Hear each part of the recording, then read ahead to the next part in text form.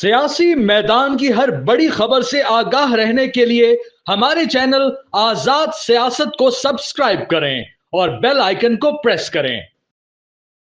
बिलावल भुट्टो जरदारी ने कहा है कि कौमी सलामती कमेटी का इजलास दोबारा भी बुलाया जा सकता है और वो जिन जमातों ने शिरकत नहीं की है उनको एंगेज करने के लिए भी तैयार है। बज़ाहिर ये अच्छी कोशिश लगती है, हम कहें कि इसको इसकी तो नफी की जाए ये गलत बात है।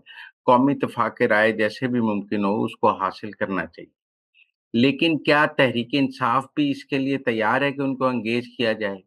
बिलावल भुट्टो तो पिछले साल 8 फरवरी से उनके साथ इत्तेहाद बनाने के लिए बेताब हैं। बिलावल भुट्टो तो उनके साथ हुकूमत बनाने के लिए भी बेताब थे।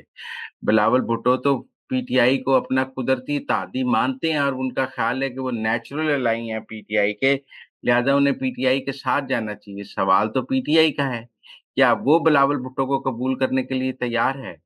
क्या बिलावल भुट्टो से पीटीआई मिलने के लिए तैयार है? क्या बिलावल भुट्टो के साथ पीटीआई एंगेज होने को तैयार है? अगर बिलावल भुट्टो पीटीआई को एंगेज करके उनको कौमी सलामती कमेटी के इजलास में ले आए, मेरे ख्याल में किसी को भी इतराज नहीं होगा, बशर्ते कि ये शर्त ना हो कि इमरान खान को भी पैरोल पर रिहा करके अडयाला जेल से लाया जाए।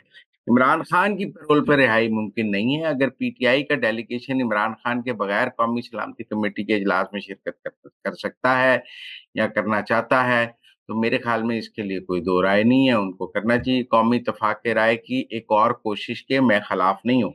मैं समझता हूँ कौमी इत्तेफाक राय के लिए जितनी भी कोशिश की जाए कम है, लेकिन ये दो तरफ़ा कोशिश होगी, एक तरफ़ा कोशिश काम नहीं हो सकती। देखिए ना, पिछली दफ़ा वो नाम देकर गायब हो गए हैं कि हमारी मुलाकात कराई जाए, ये किया जाए, मशरूत कुछ तो नहीं हो सकता।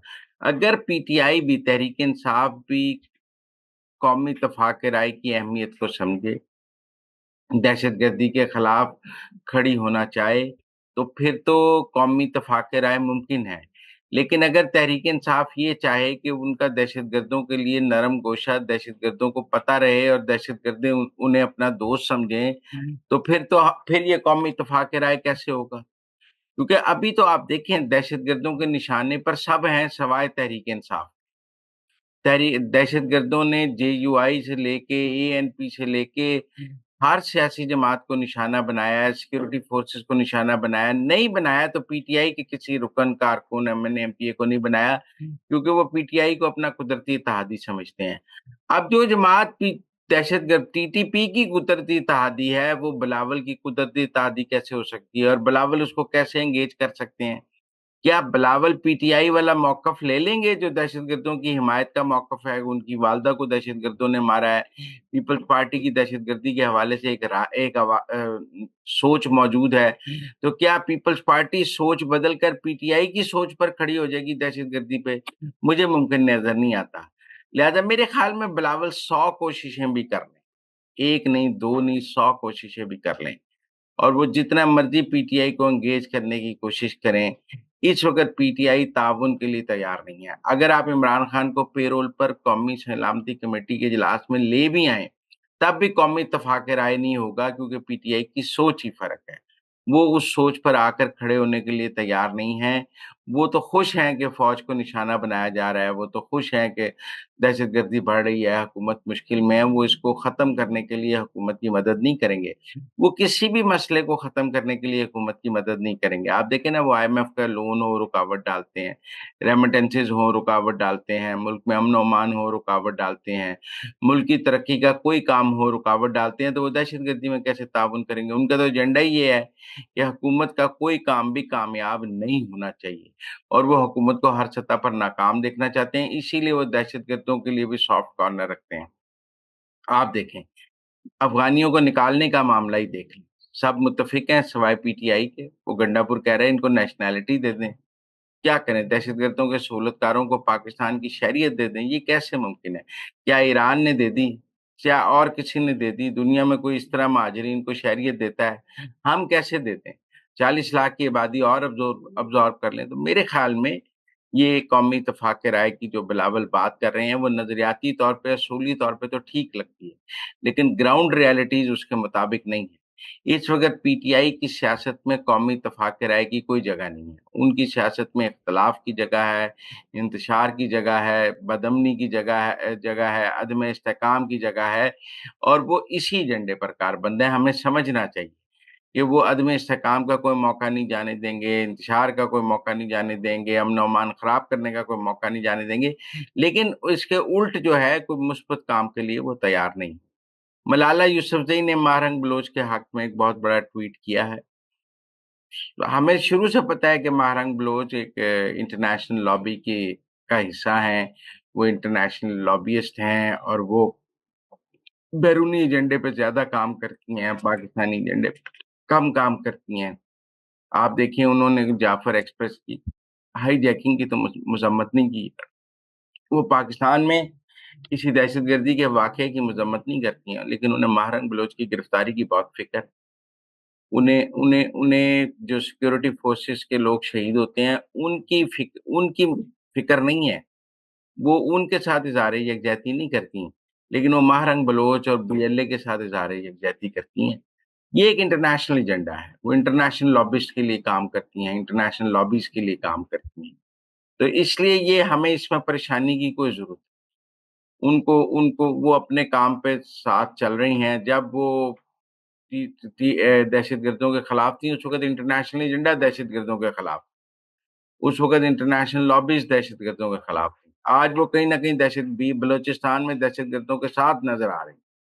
انٹرنیشنل لابیز، انڈین اور دوسری لابیز جو ہیں وہ بلوچستان میں عدم استحکام کے حق میں ہیں، لہذا ملالہ بھی ان کے حق میں ہے. تو میرے خیال میں ملالہ اپنے انٹرنیشنل ہینڈلرز کو خوش کرنے کے لیے مہرنگ کے حق میں ٹویٹ کر رہی ہیں، جو اپنی جگہ افسوسناک ہے. ملالہ نے یہ ٹویٹ کر کے کوئی پاکستان میں اپنے لیے نیک جذبات پیدا نہیں کیے. ان کے اس ٹویٹ سے کوئی پاکستانی خوش نہیں ہے. ان کے اس ٹویٹ سے ان کے کوئی محب وطن ہونے کا سرٹیفکیٹ نہیں ملا ہے. انہیں پاکستان نے بہت عزت دی ہے، پاکستان نے ہمیشہ اون کیا ہے، پاکستان نے ان کے لیے ہمیشہ بہت کام کیا ہے. میرے خیال میں انہیں اس موقع پر پاکستان کے ساتھ کھڑے ہونا چاہیے. انہیں اس موقع پر اس طرح کی اختلافی بات نہیں کرنی چاہیے. سردار اختر مینگل صاحب نے کہا ہے کہ وہ کوئٹہ تک لانگ مارچ کریں گے. دیکھیں، سردار اختر مینگل صاحب بھی جعفر ایکسپریس کے ہائی جیکنگ کی مذمت کرنے کو تیار. وہ بھی اس وقت بی ایل اے کے ساتھ کھڑے نظر آتے ہیں. وہ بھی اس وقت دہشت گردوں کے ساتھ کھڑے نظر آتے ہیں. ویسے تو ان کے خاندان کا دہشت گردی سے ایک تعلق رہا ہے، لیکن وہ ان کا پولیٹیکل فیس رہے ہیں، اور اب وہ مکمل ٹیررسٹوں کے ساتھ کھڑے ہیں. ان کی ساری گفتگو ٹیررسٹوں کے لیے ہے، ان کی ساری سیاست دہشت گردوں کے لیے ہے. اور آپ دیکھیں نا جی، آپ 6 دفعہ ممبر بنے ہیں قومی اسمبلی کے، صوبہ پارلیمنٹ کے. 6 دفعہ آپ نے پاکستان کے آئین کی پاسداری کا حلف اٹھایا ہے. ایک دفعہ کا نہیں مان ہوتا. اور آپ پاکستان کے آئین کے خلاف روز باتیں کرتے ہیں. آپ پاکستان کے خلاف روز باتیں کرتے ہیں. آپ یہ بتائیں کہ آپ 6 دفعہ ممبر پارلیمنٹ بنے ہیں، آپ کے والد وزیر اعلیٰ رہے ہیں، آپ سب کچھ رہے ہیں، آپ نے اپنے علاقے کے لیے کیا کیا؟ کوئی جواب نہیں. آپ کا علاقہ کیوں محرومیوں کا شکار ہے؟ آپ کے علاقے میں سڑکیں کیوں نہیں ہیں؟ آپ نے کیوں نہیں بنائی؟ آپ کے علاقے میں یونیورسٹی کیوں نہیں ہے؟ آپ کے علاقے میں اچھا اسپتال کیوں نہیں ہے؟ آپ اس کا جواب دینا. اتنے عرصے سے آپ نے پاکستان کی ریاست کے ساتھ سیاست کی ہے، وسائل لیے ہیں، اور یہ جب آپ کو ضرورت ہو تو آپ دبئی چلے جاتے ہیں. یہ دبئی کے پیسے کہاں سے آتے ہیں؟ میرے خیال میں سردار اختر مینگل، مہرنگ بلوچ، یہ سب ایک ہی سکے کے دو رخ نہیں ہیں. ایک ہی سکے کا ایک ہی رخ ہے. میں ان کو one and the same thing سمجھتا ہوں. مہرنگ بلوچ ہو، سردار اختر مینگل ہو، یہ سب اس وقت بی ایل اے کے سیاسی سہولت کار ہیں. یہ بی ایل اے کی سیاسی سہولت کاری کر رہے ہیں. ان کو پتہ آپریشن ہو گیا. یہ آپریشن روکنے کے لیے پولیٹیکل ٹیررسٹ ایکٹیویزم کر رہے ہیں. دہشت گردوں کے لیے سیاسی سہولت کاری اور سیاسی پولیٹیکل ایکٹیویزم کر رہے ہیں. انسانی حقوق کے نام پر دہشت گردوں کا تحفظ کرنا چاہتے ہیں. لیکن یہ ہارڈ سٹیٹ ہے، اب سافٹ سٹیٹ نہیں ہے. شاید سردار اختر مینگل صاحب جو ہے نا، ماضی میں رہتے ہیں سافٹ سٹیٹ میں. انہیں ہارڈ سٹیٹ کی ابھی پتہ نہیں ہے. تو اگر وہ لانگ مارچ کرنا بھی چاہتے ہیں تو اپنا شوق پورا کر. اس لانگ مارچ سے کچھ بھی نہیں ہوگا. ان کے پاس بھی کوئی خاص عوامی حمایت نہیں، جیسے مہرنگ کے پاس نہیں ہے. جیسے مہرنگ کے لیے کسی شہر میں 5,000 بندہ نہیں نکلا، اختر مینگل صاحب کے لانگ مارچ میں بھی نہیں ہوگا. ہاں، یہ لوگ امن و امان کے حالات خراب کرنا چاہتے ہیں. یہ لوگ لاشوں کی سیاست کرنا چاہتے ہیں. یہ لاشوں کے وارث بننا چاہتے ہیں. ان کی کوشش ہے کہ کسی طرح حالات خراب کر کے لاشیں اٹھائی جائیں. یہ غریب لوگوں کی لاشوں پر اپنی سیاست چلانا چاہتے ہیں. یہ لانگ مارچ بھی لاشیں حاصل کرنے کا ایک طریقہ ہے. وہ کوشش کریں گے کہ کسی طرح ان کو لاشیں مل جائیں اور پھر ان لاشوں پر سیاست کی جائے۔ میرے خیال میں ریاست کو ان کے لانگ مارچ سے پہلے ہی سردار اختر مینگل کو گرفتار کرنا چاہیے، اور ان کے لانگ مارچ سے پہلے ہی سردار اختر مینگل کو دہشت گردوں کی سہولت کاری پر گرفتار کرنا چاہیے۔ ان میں سے اب کوئی مقدس گائے نہیں ہے۔ یہ جو دہشت گردوں کے سیاسی سہولت کار ہیں، ان کو مقدس گائے کی حیثیت حاصل نہیں ہونی چاہیے، چاہے وہ مہرنگ بلوچ ہو، چاہے سردار اختر مینگل ہو، چاہے کوئی بھی ہو۔ جو بھی دہشت گردوں کی کسی بھی صورت میں سہولت کاری کر رہا ہے، اس کو ہم دہشت گرد ہی سمجھیں گے اور اسے دہشت گرد کی نظر سے ہی دیکھنا چاہیے۔